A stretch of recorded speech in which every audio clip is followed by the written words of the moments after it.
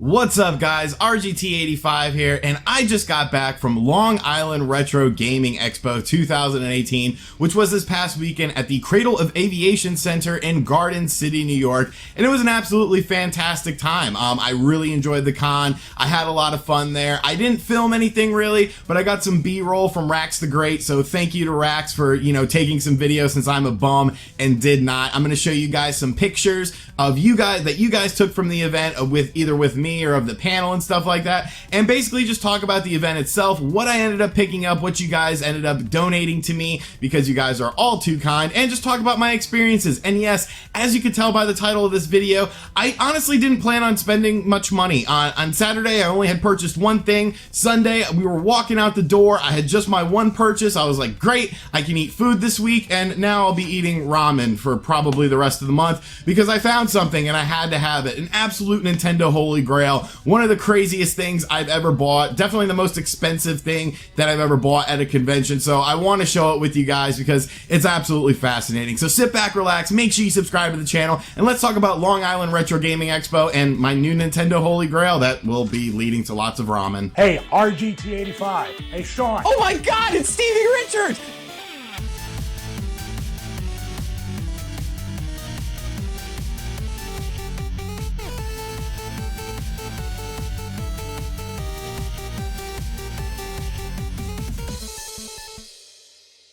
Alright, so like I said, Long Island Retro Gaming Expo was this past weekend, August 11th and 12th, in Long Island at the Cradle of Aviation Center. I haven't been to Long Island in a long time. I used to have a family member that lived out there, and when I was a little kid, I've been out there, but I don't really remember anything about it. A nice area, it was a pretty cool spot.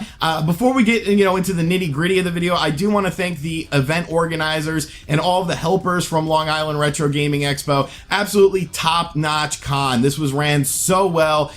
Everyone was very accommodating, everyone was very helpful. It was an absolute blast. So we got up there, Spawnwave and I drove up there on Saturday morning, and I was absolutely blown away by how many people were there. Usually, Too Many Games is like the biggest con, and that's where you expect to see, tons and tons of people have trouble walking through areas. But when we pulled up, we were a little bit late. I believe the con started at 11. We got there around 12:30. There was a line like wrapped around the building, and this was like a big ass building. So I was like, what are all these people going to the con? And he was like, yeah, I think so. I think they're waiting to get in. It was absolutely packed on Saturday. I could not believe how many people were there. So the way it's set up is it's not at like a traditional convention center. It's at the Cradle of Aviation Center, which is like a sort of airplane museum and stuff like that. So it's a multi-tiered thing. There's like 3 floors to it. And when you first walked in, it was like the main vendor area on the first floor. And then you walked around, and in the back area, there was more vendors. To the left, there was like tournaments going on.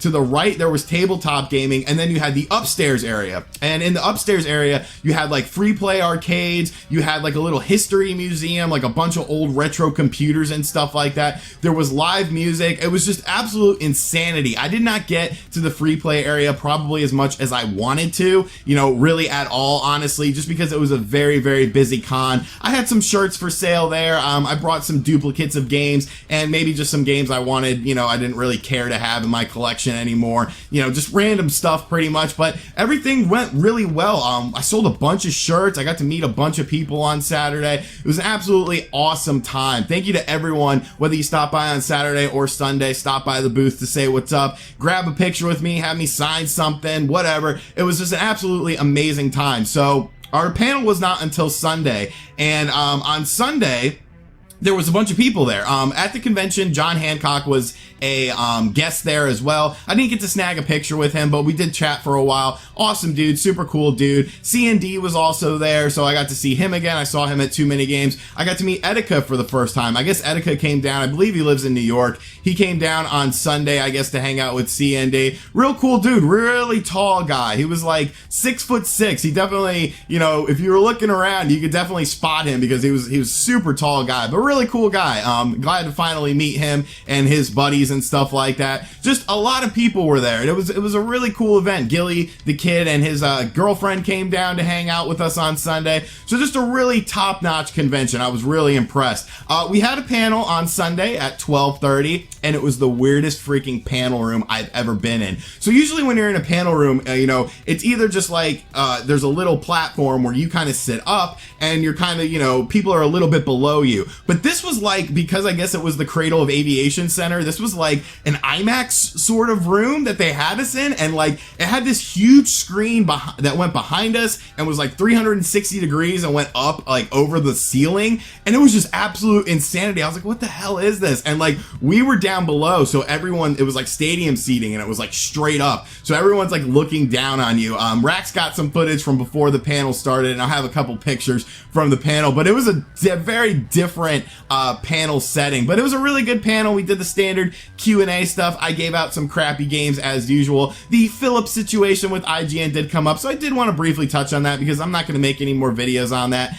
Basically, I didn't like the video that he put up, and you know, obviously a lot of people felt that way. There's obviously been more accusations of plagiarism. It's just a really, you know, shitty situation. It is what it is. I think he just needs to move on from this and focus on other things, you know, take some time off the internet, because it's just not a good look. At least at the end of the day, Boomstick Gaming came out the winner in this. His channel has absolutely blown up. Last time I looked, he had like over 65,000 subscribers. Some of his videos have over 1 million views now. So really the winner in this situation was Boomstick Gaming, and he should have been the winner in this situation. So, you know, it is what it is. There's not going to be any more dedicated videos on this channel. But yes, Long Island Retro was an absolutely fantastic time. So now let's get into the pickups. Let's get into stuff that you guys gave me, and then stuff that I purchased. So first up, I want to show off, I believe the gentleman's name was Rick.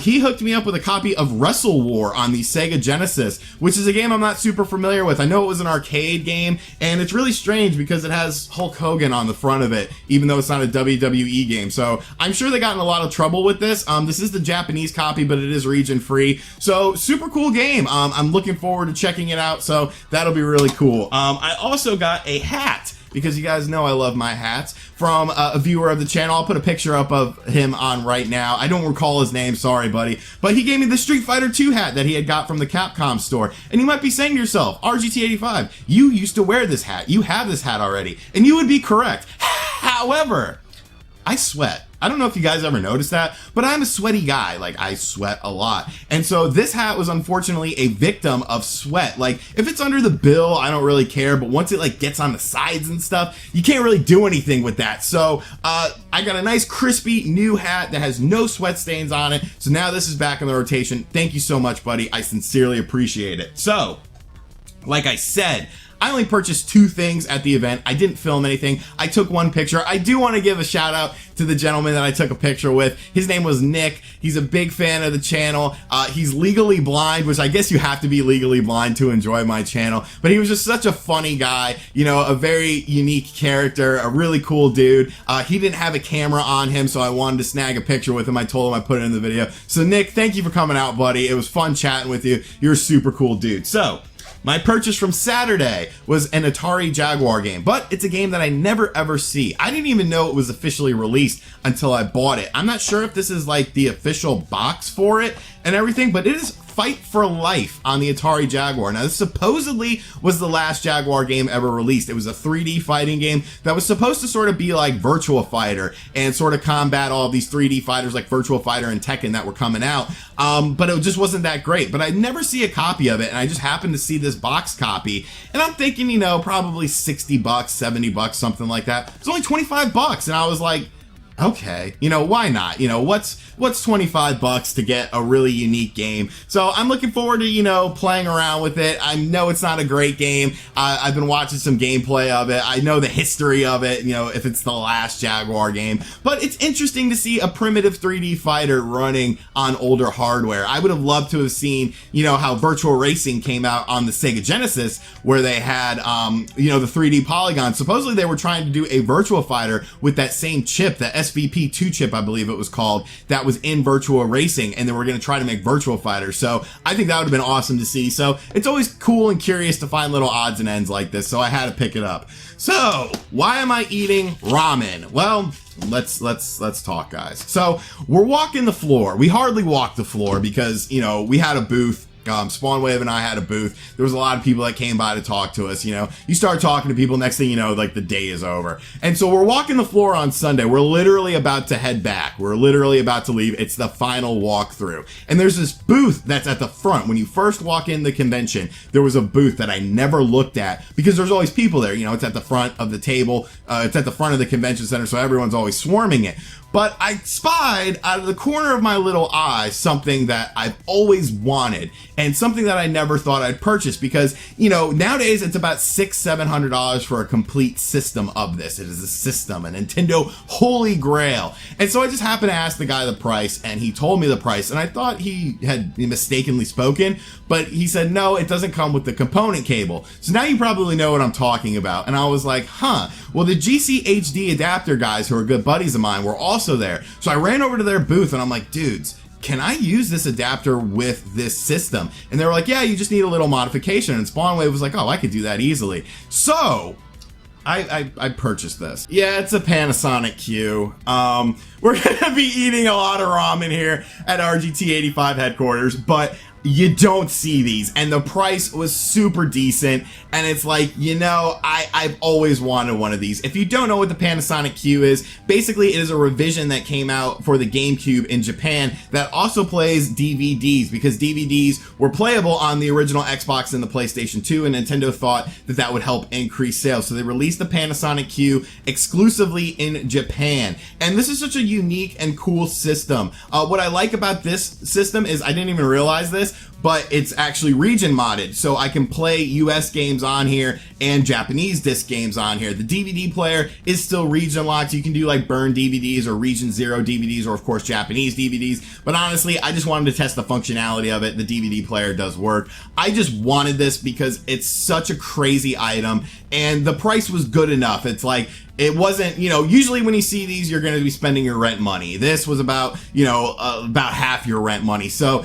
absolutely amazing system. Beautiful. I love it. I love how it has a little screen that talks to you, the blue that shines up around the controller slots on it. Just absolutely fascinating. An absolute gem for my collection. Yes, I will have to eat ramen for a while, but you know what? That's okay. This is a once in a lifetime item, so I had to pick it up. All right, and that was the Long Island Retro Gaming Expo. I think everyone that went to the event had a really good time. A lot of people were smiling, and honestly, it was a fantastically ran con. Great to see all my buddies like Rax, Gilly, Square Painter were there. You know, just a bunch of people. Bob from Wolf Den, who also got some B-roll footage for us from the panel. All sorts of cool stuff. Just a fantastic time. Thank you guys for having me out to the event, and hopefully I will see you guys next year because it was definitely a great time. So let me know in the comments section down below what you think of my 2 pickups and what you thought of the event. And thank you for watching this video. If you're new to the channel, make sure you subscribe and turn on notifications, and I'll catch you guys on the next video. Later.